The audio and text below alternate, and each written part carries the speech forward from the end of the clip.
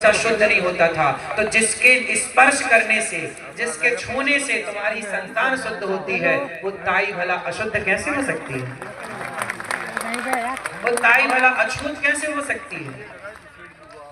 हैं? वो अछूत हो सकती है?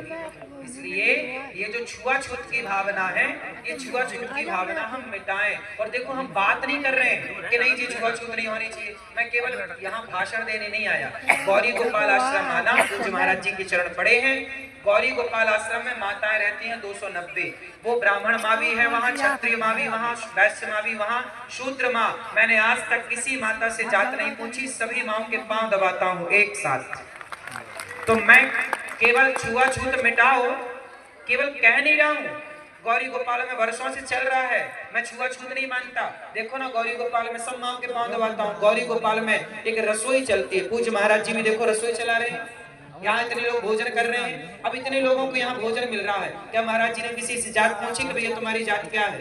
नहीं, ऐसी गौरी गोपाल में रसोई चलती है अखंड, कोई जात पात नहीं, सब आओ खाओ। जब जात पात की दीवारें हमने गिरा दी, तो आप बताओ आप कब गिराओगे, कब मिलजुल करके रहोगे? महाराज जी ने तो गिरा दी ये दीवारें। जातियों को व्यवस्था के रूप में स्वीकार करना है, छुआछूत के रूप में स्वीकार नहीं करना। ये एक व्यवस्था थी। आप कितने लोग बात से सहमत हैं कि ये व्यवस्था थी? ये ऊंच नीच छुआछूत मैंने तो कभी अपने पूरे जीवन में, मैंने सबके साथ में बैठता हूँ, मैं आपके साथ बैठता हूँ, आपके साथ बैठता हूँ, मैं कभी जात पूछ के नहीं बैठता कि भैया तेरी जात क्या है। सबको गले लगाने में बुराई क्या है?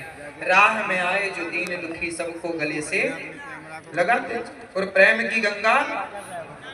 तो भैया ये बताओ, आज से 23 घंटे आप काम करो परिवार के लिए, पैसे कमाओ बिंदास, खूब पैसा कमाना चाहिए। पैसा कमाओगे ना तो ताकत होगी। पैसा है ना तो आपसे लोग राम राम करते हैं, पैसा नहीं है तो लोग राम राम भी।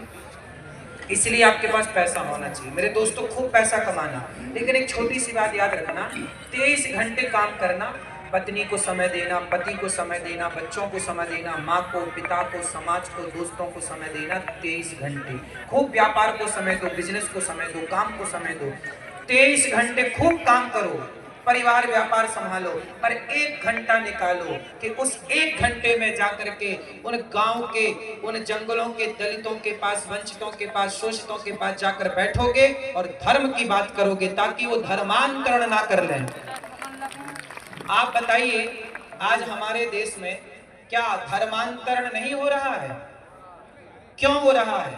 क्योंकि हम लोग उन लोगों से मिलना जुलना छोड़ दिए, जो गांव के ना जंगल के कोल भील है, आदिवासी हैं, उन लोगों से हम लोग मिलते नहीं। उनको कोई आटा की जरूरत है, दाल की जरूरत है, बेटी का ब्याह नहीं हो पा रहा है, तो भैया आप सबसे प्रार्थना है, तुम गांव के लोग थोड़ा पैसा इकट्ठा कर लो, चंदा, और वो गरीब है तो उसकी बेटी का ब्याह करा दो। खाने को रोटी नहीं है, थोड़ा आटा की व्यवस्था करा दो, थोड़ा चावल की व्यवस्था कर दो। यदि तुम हिंदुओं के साथ खड़े रहे ना, तो क्या मजाल के हिंदुओं को कोई बरगला के ले जाए अपने धर्म की ओर।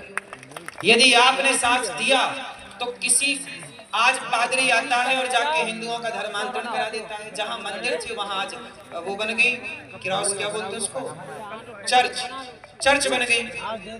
क्यों बन गई भैया? आज हम लोगों ने जाना आना छोड़ दिया, मिलना जुलना छोड़ दिया। सारा समय हम मोबाइल पर रहते हैं, रील पर रहते हैं, फेसबुक, व्हाट्सएप, इंस्टाग्राम पर रहते हैं। भैया समझो, ये महाराज जी पैदल चल रहे हैं, छाले पड़ गए, देखिए क्यों चल रहे हैं। अभी मैंने के साथ चला लगभग 1-2 किलोमीटर जो भी चला, तो मैंने देखा कि महाराज जी कितने बढ़िया हैं कि दूर खड़ी कोई बहन ना, दूर खड़ा कोई दादा, दूर खड़ा कोई बच्चा, उसे भी ये देख लेते हैं और बुला लेते हैं, आओ यहाँ। जो लोग इनसे नहीं मिल सकते थे इस यात्रा में, जैसे भगवान राम राजा बनने के पहले 14 साल वनवास गए और वनवास में शबरी तक पहुंच गए, निषाद तक पहुंच गए और बंदर भालुओं तक पहुंच गए, तब जाके राम जी राजा बने। ऐसे महाराज जी निकल करके सब तक पहुंच रहे हैं कि कोई न छूटे। ये एक अच्छा संकेत है, ये एक अच्छा, बोलो, अच्छा संकेत है। ऐसा ही होना चाहिए। हम लोगों को गांव-गांव जाना चाहिए, घर घर जाना चाहिए। आप सब लोग भी इस यात्रा 9 दिन की यात्रा पूरी करके जब घर जाएं तो संकल्प लें, आपके गांव के आसपास आपको पता तो होगा ना कि इस आदमी ने धर्मांतरण कर लिया है, उसके पास जाके बैठो, गीता ले जाओ। भैया तुम्हें क्या दिक्कत थी सनातन धर्म से? तुमने हमारे यहाँ शिवाजी के बेटे हुए हैं संभाजी, क्या नाम था?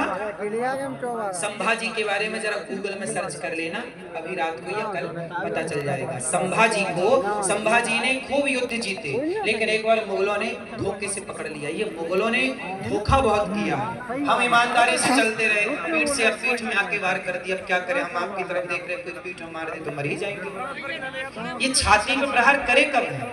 ये तो पीछे से खंजर भौंके है ना। तो संभाजी को इन्होंने पकड़ लिया, और संभाजी के बारे में जब मैंने पढ़ा, और आप पढ़ोगे ना, रो पढ़ोगे, तुम्हारी आंखों में आंसू आएंगे। संभाजी के नाखून पकड़ के उन्होंने चिमटी से, बड़े जो होता है लोहे के, पकड़ के खींच लिया, नाखून उखड़ गया, और उस उखड़े नाखून में गरम गरम पानी डाला मुगलों ने।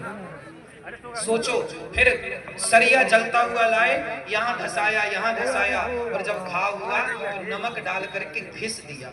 ऐसे संभाजी लगभग 39 दिन तक इस तरह से तड़पाया। उंगली काट दी एक, आज एक उंगली काटी, कल फिर ये पंजा काट दिया, फिर ये काट दिया। सोचो कितना कष्ट। और क्यों? संभाजी की गर्दन में तलवार रखी, सुनो, धर्मांतरण कर लो, तुम मुगल हो जाओ, तुम मुसलमान बन जाओ, हम तुम्हें छोड़ देंगे। संभाजी बोले, मारोगे और क्या करोगे? स्वधर्मे निधनम श्रेयः परधर्मो भयावह। गीता में लिखा है कि अपने धर्म में रह के मर जाना अच्छा है, पर अपने धर्म का परित्याग करना अच्छा नहीं है। इसका उदाहरण संभाजी मर गए, शरीर के टुकड़े टुकड़े हो गए। अरे गुरु गोविंद सिंह जी के बच्चों के बारे में नहीं सुना? 2 बच्चों को, 2 तो शहीद हो गए थे, और 2 बच्चों को दीवार में चुनवा दिया। एक 5 साल का छोरा, एक 7 साल का बच्चा। क्यों, यही उम्र थी लगभग? 7 साल के बच्चा कितना बड़ा होता भैया? 7 साल का बच्चा, 7 साल के बच्चे को जिंदा दीवार में चिनवा दिया, दीवार खड़ी कर दी आगे पीछे से, जिंदा बच्चों को दीवार। सोचिए क्यों? बच्चों से कहा तलवार रख के गर्दन में, धर्म बदल लो। 5 साल का बच्चा बोला मार दो, मर जाएंगे, पर धर्म परिवर्तन नहीं करेंगे। क्या खून था, क्या जज्बा था, क्या प्रेम था अपने धर्म से। और आज का आदमी 500 रुपया में बिक जाता है, 500 रुपया कोई दे दे, 1000 रुपया कोई दे दे, तो आदमी धर्म परिवर्तन करने को तैयार है। मेरे दोस्तों, ये सब इसलिए हो रहा है कि आप जैसे हुआ अभी हमारे गांव के वंचितों तक, शोषित तक, आदिवासी दलित भाइयों तक पहुंचे नहीं हैं। आपसे मेरी हाथ जोड़ के प्रार्थना है, पूज्य महाराज जी की भी आपसे यही प्रार्थना है, और ये यात्रा इसीलिए निकाली गई है कि महाराज जी सब तक पहुंचे। मुझे बहुत अच्छा लगा जब मैंने सुना कि महाराज जी ने यात्रा निकाली, मैं लालायित हो गया, और इनके प्यार ने मुझे खींच लिया, आप सबके प्यार ने खींच लिया, और आज आप सबके बीच में सेवा करने के लिए दास हाजिर है। तो मुझे कितने लोग, मैं जब भी कथा करने जाता हूँ, मैं बिहार गया कथा करने, जहाँ भी मैं कथा करने जाता हूँ, अभी मैं यहाँ दरुआ धाम और ग्वालियर में कथा थी, मैं जहाँ कथा करने जाता हूँ, मैं गरीब दीन दुखियों के घर जरूर जाता हूँ, और उनसे पूछता हूँ कि तुम्हें कोई पैसे दे के धर्मांतरण तो नहीं कराने आता? यदि मैं जा के पूछ सकता हूँ, महाराज जी जा के पूछ सकते हैं, तो आपकी भी तो जिम्मेदारी है कि आप भी जा के पूछें। कोई दिक्कत है तो आप उनका सहयोग करें। अपने दोस्त, जैसे शराब पीने के लिए तुम लोग सहयोग कर लेते हो ना, यार जरा 100 तुम मिलाओ, 100 तुम मिलाओ, पौवा ले आते हैं, पी लेते हैं। यदि शराब के लिए तुम सहयोग कर सकते हो, तो किसी हिंदू ने जो धर्मांतरण कर लिया है, यदि तुम्हारे 1000-2000 की मदद कर देने से वो घर वापसी कर रहा है, तो भैया मदद करना सही है कि गलत है? तो कितने लोग आज से ये मुहिम भी चलाएंगे? 1 घंटा राष्ट्र को देंगे, 1 घंटा धर्म को देंगे। किसको देंगे? 23 घंटा परिवार व्यापार के लिए काम करेंगे, और 1 घंटा बैठेंगे दीन दुखी शोषित वंचित दलितों के पास जाके। क्यों भैया, कोई कमी तो नहीं है, कोई दिक्कत तो नहीं है? महाराज जी ने 200-200, 300 बेटियों का विवाह करते हैं। क्यों करते हैं? भीख मांग मांग के, भैया थोड़ा सहयोग करो, थोड़ा सेवा करो, लोग देते हैं और ये महाराज जी करते हैं। पिछली वर्ष विवाह हुआ कन्याओं का, महाराज जी ने सबको गाड़ियां दी, महाराज जी ने सबको कितना सामान दिया। एक बाप अपनी बेटी को जितना नहीं दे सकता, पूज्य महाराज जी ने इतना कुछ दिया उन बेटियों को। क्यों?